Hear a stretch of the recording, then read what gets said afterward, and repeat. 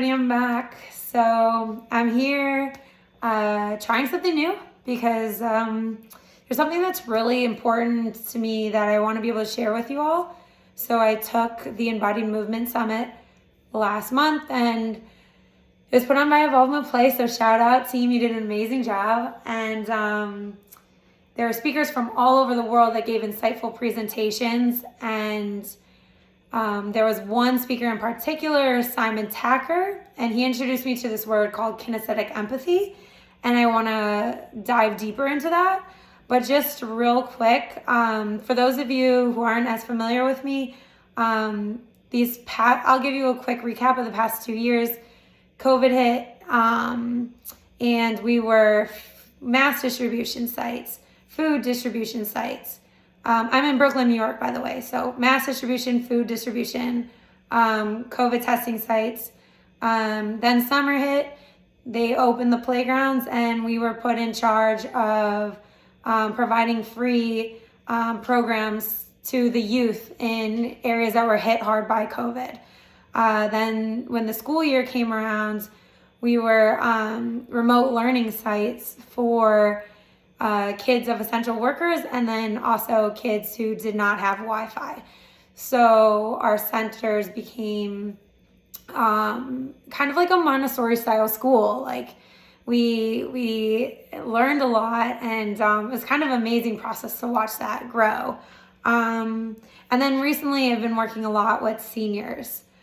So it's been a roller coaster just like everybody else, but I'm not going to speak on any procedures or mandates. I just want to speak to the basic human needs and maybe give you some creative solutions and maybe just some inspiration for you to come up with your own solutions to fill these like human nutritional needs. I think that's what I've always tried to do with my videos. So Simon spoke about kinesthetic imagination. So that is this idea of when you enter a space, you can picture yourself interacting in that environment, right?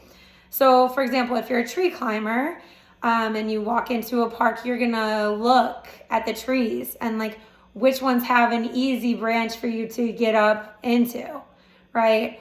Which ones maybe you want to practice a different type of climb where it's that stacking climb. So you need the trees with the skinny trunk, right? So you're going to walk through that environment and look at that environment in a totally different way because of your kinesthetic imagination and how you're going to interact with that environment, right? So that also plays into kinesthetic empathy. Now, kinesthetic empathy he describes as the idea that you can feel things within your body when you watch someone else doing something else. So, for example, if you are a runner and you are going through the park and you notice a bunch of people running, you can feel things in your nervous system, not to the same extent, but you can feel things in your muscles when you see that person taking off for a run. Or you're also more just in tune and aware of how they're running, how their gait pattern is. And if they're maybe keeled over, maybe like you're like, ooh, that looks like they're in pain, right? So you're more in tune with the different ways that these people are running. Same thing if you're into squatting, right? You squat in all different ways and you walk through an environment and you notice how all these people are doing squats or deep squats or, CrossFit style, like cleans. Like it's all based on this mirror neuron, right? And that we all, especially humans, really play into that idea of mimicking others, right? So, and there's a lot of neuroscience behind it, but in simplistic terms, I believe that this is like a human need that has really been hindered by the masks recently. So I'm not saying that, again, I'm not believer or non-believer. What I'm saying is that our facial expressions are cut off and our face muscles are cut off because there is a blocker, right?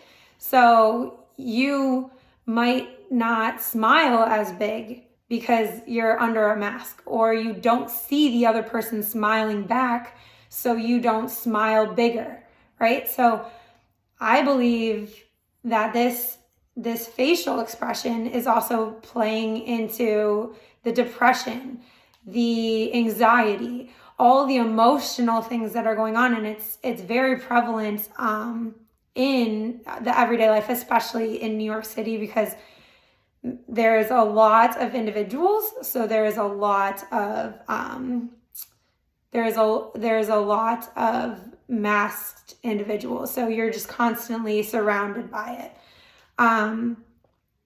Now, again, whether you believe to wear it or not to wear it, I still think that there's ways that you can creatively work around the restrictions or improve upon your facial muscles. There's speech therapists have plenty of exercises out there for you to do, or to just give to your kids.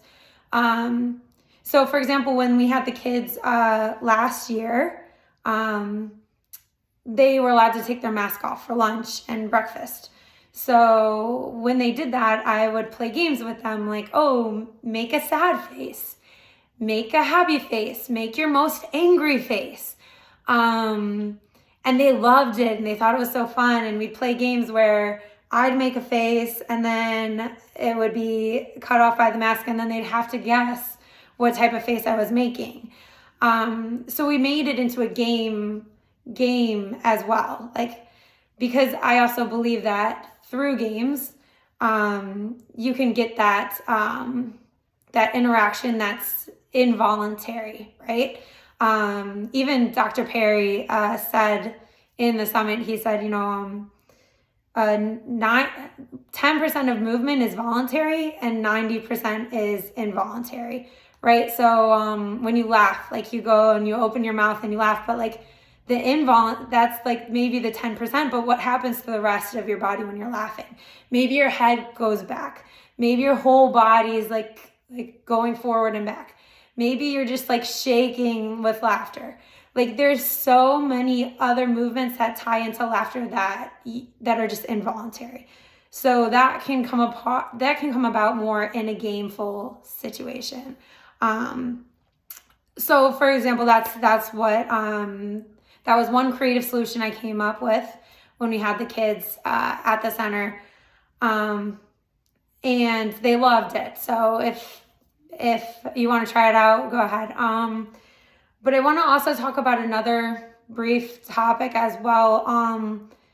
In my immediate circle, in my connections, I've noticed and I've witnessed more strokes in the past 2 years.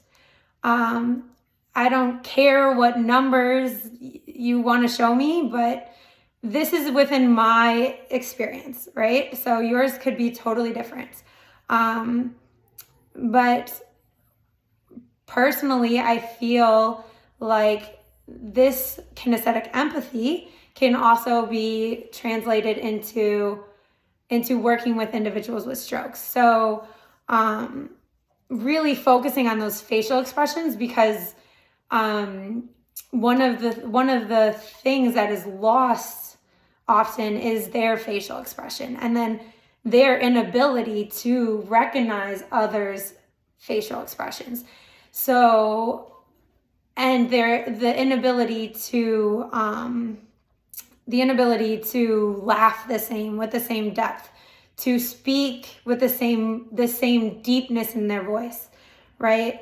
And I believe that truly has an impression on their mental health as well. Unfortunately, like, my family didn't really know how impactful it is on the mental health. My uncle had a fatal stroke in 2020. And then in 2021, he committed suicide. And so for the past couple months, I've been like really like thinking about how, just this level of depression and how it's so prevalent, and how we can really fight it and combat it. So for another example, one of the people I work with at the moment, she had a stroke. We work a lot on just getting her to laugh within the movements that she does. So she can still tap dance. She can still, she plays pickleball with us, and she'll laugh organically in those moments. And I'm really not a funny person. I'm not that clever with my words, but I can be goofy. So like I'll be extra goofy in my movements, just so that I can like really try to get this laughter out of her. Because again, I think that it's very important for the human psyche. And also when others see it happening, they're very inspired as well. So these are just two groups and examples of the facial expressions that kind of like what I've witnessed the past 2 years. But I'm sure everyone has other expressions and other examples. So I'm like curious to see what you have and what you've come up with to combat some of these mental health issues. And I want to challenge you to do a little bit more mimicry style training. So like Simon was giving examples of, acting like a lizard, which I've done primal movements for years now. So, the other day I went to the dog park, and I saw a dog chasing another dog with 3 legs. And I was like, I remember what it was like when I hurt my foot and I was doing primal movement patterns without that leg.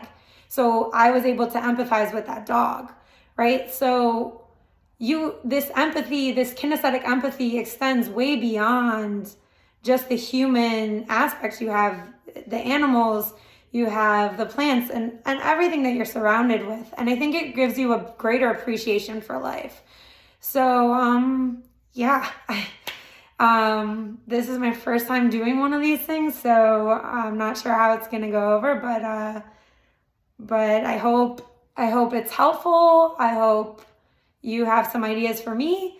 And I hope everyone stays safe and healthy and is enjoying their life and finding meaning in their life, because that's all we're searching for. All right. Be nice to each other, stay creating, and stay moving.